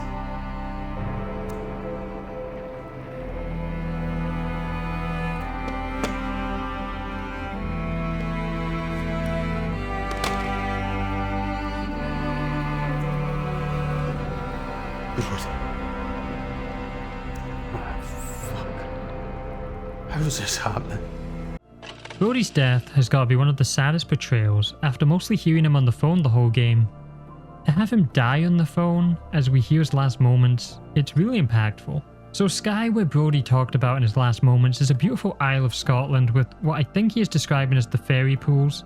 These crystal blue water pools, which I'm going to show right now, which is found on the islands of Scotland called the Hebrides on the west coast. What are we doing now, Finlay? Doesn't fucking matter. He's dead and you don't think that matters. He was always gonna die. All of them. Always. We see that. We've been fucking about with a lakey and pontoons. And without a open hell.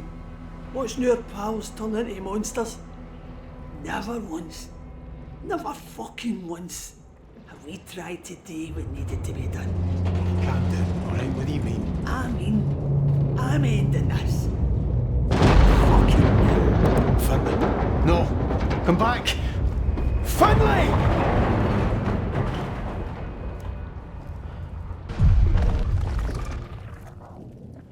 Finlay runs with a lighter, and we can only know what she means to do. Kaz desperately runs after her, trying to stop her from lighting the whole place and blowing up the rig. Get off me, Clary! I'm not turning into one of these things! You hear me?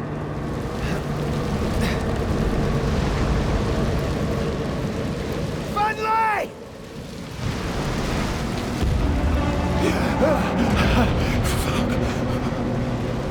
We have to find a way out, come on!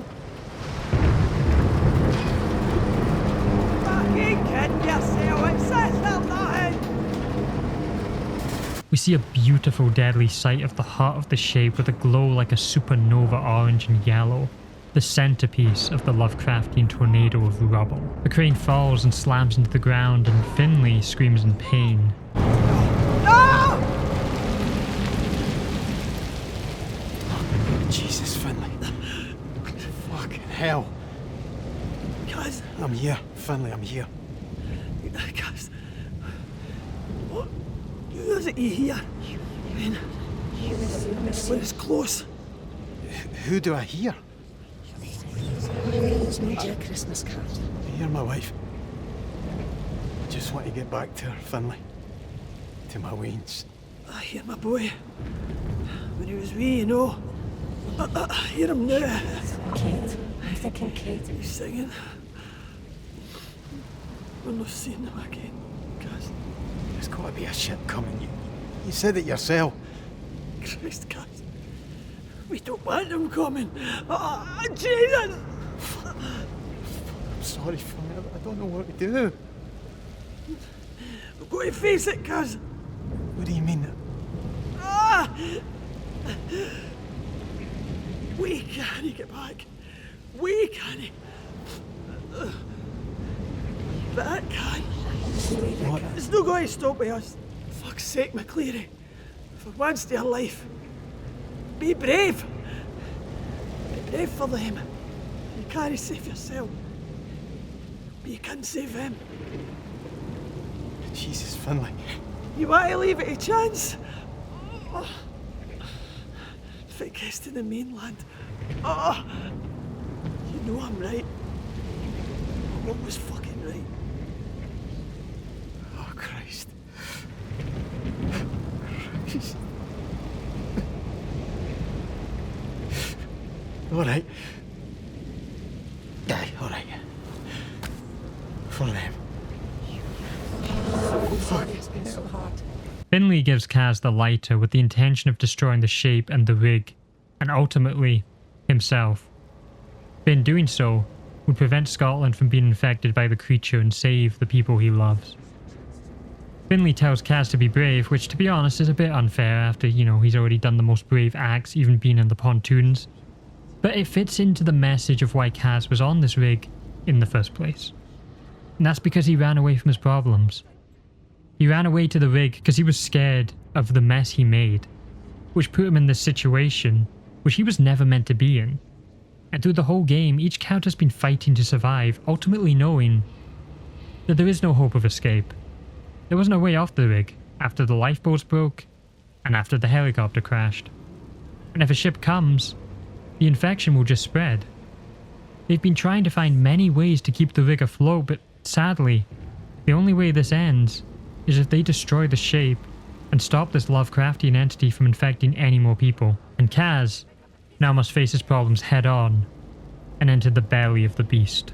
As he walks towards the orange glow, we see inside the inside of the shape, and the hushed whispers of Sue's echo around him. We see exactly what the drill had drilled into, and the pumping of whatever it contains around his veiny, twisted flesh. Christ! I never had a chance. Kaz stares into the bottomless abyss.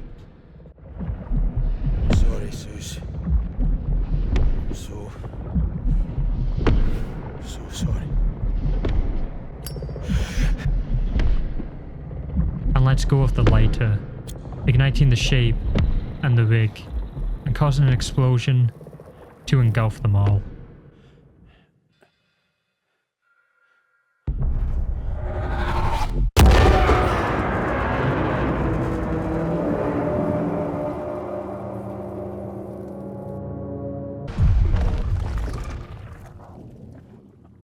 The next thing we see is the bright blue light that we saw in the visions when close to the shape. We then hear Kaz's memories of Suze when they met again. Me? You could say that. It's been a long time though, Kaz. Hold up. Susan Lafferty? Fuck's sake, is that you? The very same. Christ, Kaz, but you look no different. I've still got the nose, eh? Well, looks like someone did a good job of spreading it about your face.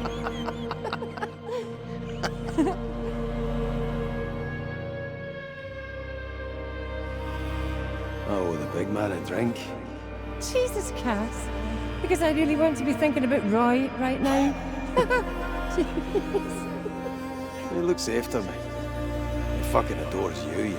Well, I am easy to love, Cameron McCleary. Yeah. I'm finding that. Shut up, great Suki Jim. I do though, Suze. I fucking love you. I love you more than anything in this whole world. You daft bandpot. Well, you're not so bad yourself, all things considered. Marry me. What? I'm serious. Marry me. We'll make beautiful wains. I want to spend my whole life with you.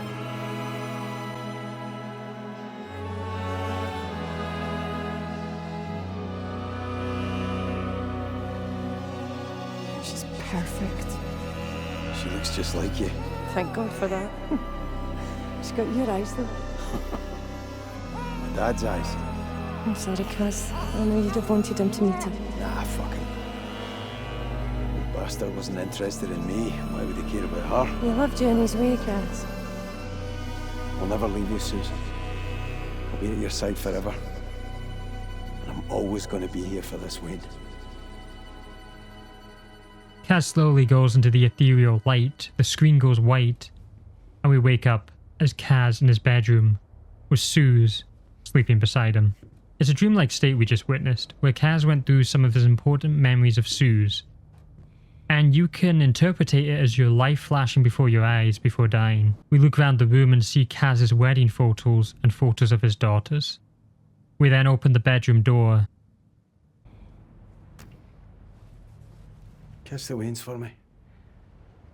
Tell them I'll be back for Christmas. I'm sorry, Suze. The door opens to the Scottish Sea with no rig. We just witnessed the memory of Kaz leaving to the rig in the first place. Now symbolically empty, we get a final letter from Suze that Kaz will never receive. Hey, Kaz. I'm sorry it's been so hard. Just wanted to send you this. To say we'll get through it. I know we will. Just take care out there and bring my beautiful big gallus man back home in one piece, okay? I miss you and I love you. And the girls miss and love you. I'm still raging at Roy, but he's a good man and I know he'll look after you. Whatever happens, we will be all right. We can weather this. Just wanted to say that to you, Kaz. To keep you safe and close and make sure you know to come home to us. I love you, Cameron McCleary. Be safe out there on those waters. My man. My love. The letter reveals that Suze wasn't going to leave Kaz, and she always did love him. The shape manipulated the memories and voices to make Kaz question this, but Roy was right in the end. She always loved him. It also tells Kaz in a way that they will be fine, while tragically hoping for him to come back. And that Kaz was sure for Cameron this whole time. In the 1970s, aboard the Bura D oil rig off the coast of Scotland, drillers unknowingly tapped into a mysterious substance buried deep beneath the sea. This unleashed an ancient, terrifying entity that infected the crew, twisting their bodies and minds beyond recognition. Desperation and madness took hold as they fought against the impossible odds to survive. In the end, they made the ultimate sacrifice, sinking both the rig and the monstrous entity to the ocean's depths, ensuring it could never reach the surface again. Now the waters lie still, as though nothing had ever happened. No rig, no crew, no traces of the horrors they endured. Officially, the Bura D rig was lost at sea, its fate a mystery.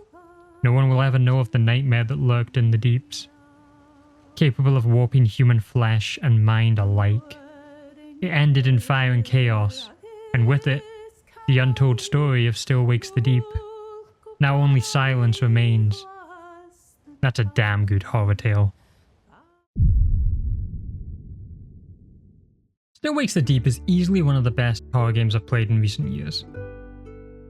The game's settings in the 1970s North Sea oil rig immediately pulled me in, not just because of its unique environment, but because of the deep connection it has to Scottish culture. There's a certain raw, untamed beauty in the North Sea that's captured so well in this game. Stormy waters to the rugged location of a rig.